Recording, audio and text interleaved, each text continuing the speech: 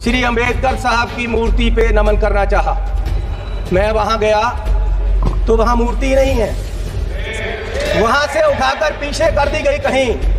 लेकिन ये लोग समझ ले कि ये मूर्ति पीछे कर सकते हैं अंबेडकर साहब की, उनकी सोच पीछे नहीं कर सकते, ये उनकी सोच को मार नहीं सकते। संविधान जो उन्होंने दिया है उसको बदल नहीं सकते। लोगों ने बता दिया इनको कि आप संविधान नहीं बदल सकते, पूरी मेजॉरिटी नहीं दी, इसीलिए इनको ऐसा चाहूं राज में जहां मिले सभी को अन्न, छोट बड़ो सब सम बसे, रविदास रहे प्रसन्न। कहां है प्राइम मिनिस्टर, कहां है होम मिनिस्टर, माननीय कहां है हमारे वित्त मंत्री जिन्होंने बजट पेश किया और उनको हमने बताना है कि बजट में क्या नहीं दिया आपने और क्या दिया। ये सिंसियरिटी है। देश माननीय कहां है हमारे वित्त मंत्री जिन्होंने बजट पेश किया और उनको हमने बताना है कि बजट में क्या नहीं दिया आपने और क्या दिया। ये सिंसियरिटी है। देश पूछ रहा है, हमारे सब लोग पूछ रहे हैं कि आपकी सरकार की सिंसियरिटी क्या है। स्पीकर साहब, माननीय चेयरमैन जी, मैं जब जीत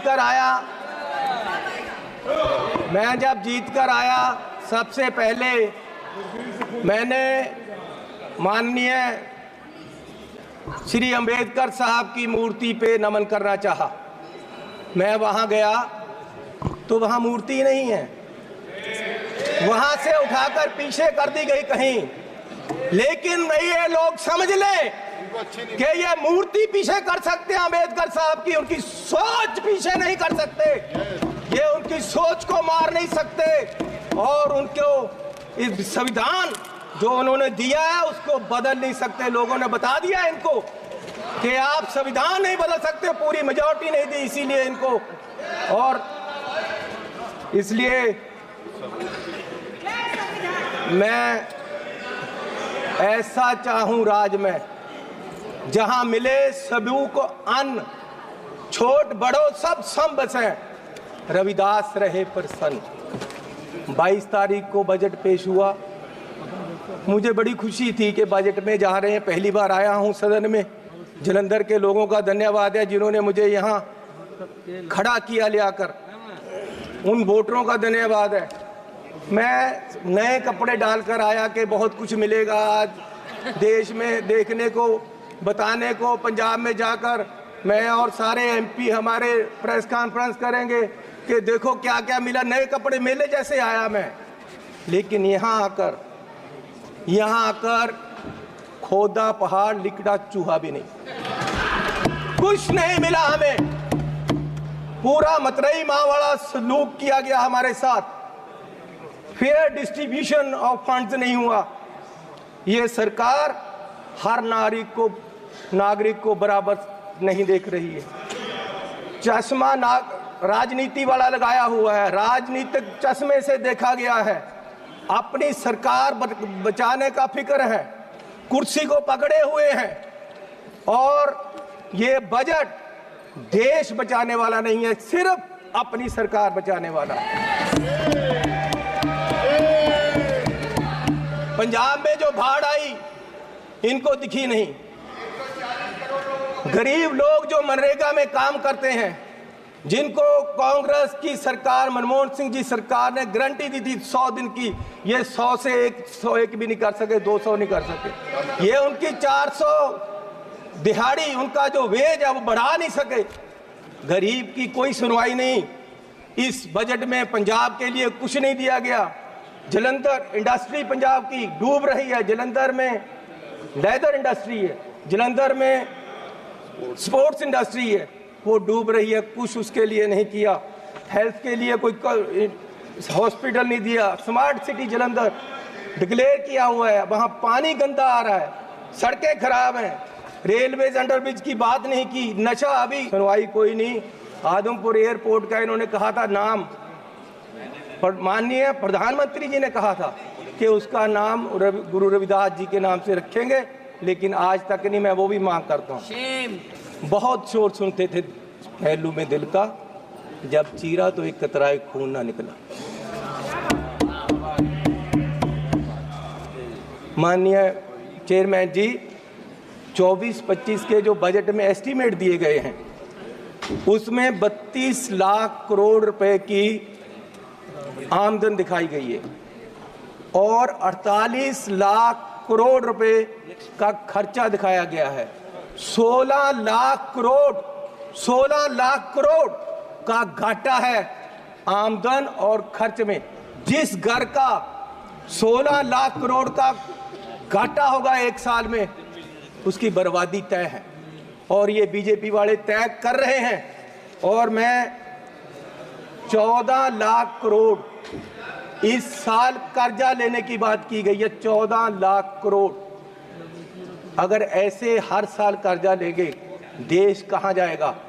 आज देश में फाइनेंशियल इमरजेंसी वाले हालात पैदा हो रहे हैं और बीजेपी ये हालात पैदा करने के लिए जिम्मेवार है।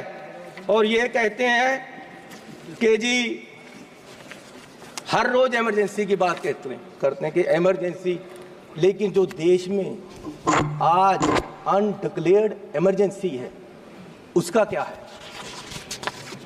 इमरजेंसी ये भी है कि एक मशहूर नौजवान जो एक मशहूर सिंगर था उसको गोलियों मार के मार दिया गया। आज तक सिद्धू मूसेवाला, उसके परिवार को इंसाफ नहीं मिला, वो दर दर भटक रहे हैं। ये भी इमरजेंसी। ये लोगों द्वारा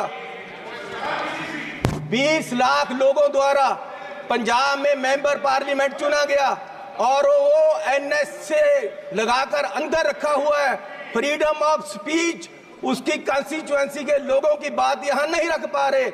ये भी इमरजेंसी है। इमरजेंसी ये भी है कि विपक्ष के व्यक्तियों को केंद्रीय एजेंसियां कार्रवाई करने के लिए छोड़ दी जाती, उनको अंदर रखा जाता है।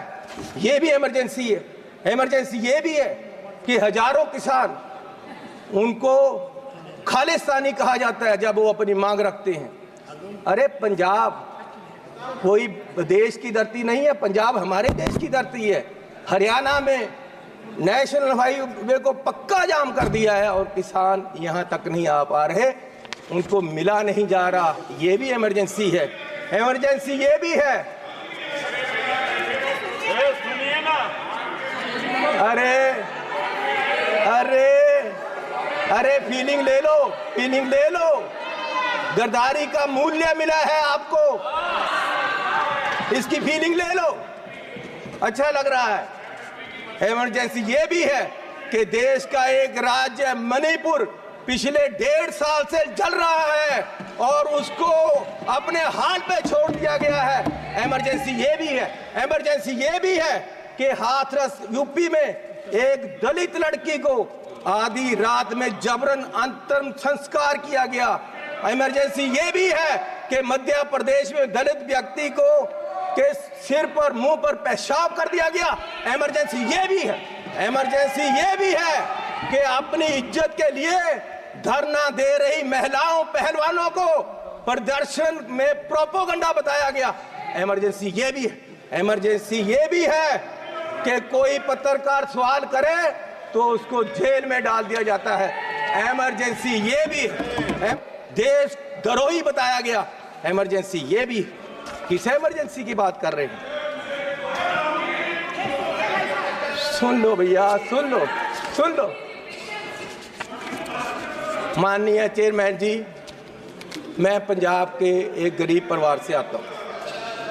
मैं जब पैदा हुआ तो मेरी पढ़ाई सारी सरकार ने की। आज तक मैं यहाँ खड़ा हूँ तो ये कांग्रेस सरकार की रिजर्वेशन पॉलिसी और अंबेडकर साहब का दिया हुआ संविधान और जो हमें स्कॉलरशिप मिलता रहा, कांग्रेस पार्टी ने गरीबों को, बच्चों को जो स्कॉलरशिप दिया, उससे पढ़कर मैंने पीएचडी तक की पढ़ाई की है और ये देन कांग्रेस पार्टी की है। और जब बीजेपी सरकार 2014 में आई, सबसे पहले इन्होंने जो सबसे बुरा काम किया वो किया स्कॉलरशिप में जो केंद्र का 90% हिस्सा था उसको 60-40 की रेशो पे ले आए और दलितों के पेट पे लात मारी सरकार ने।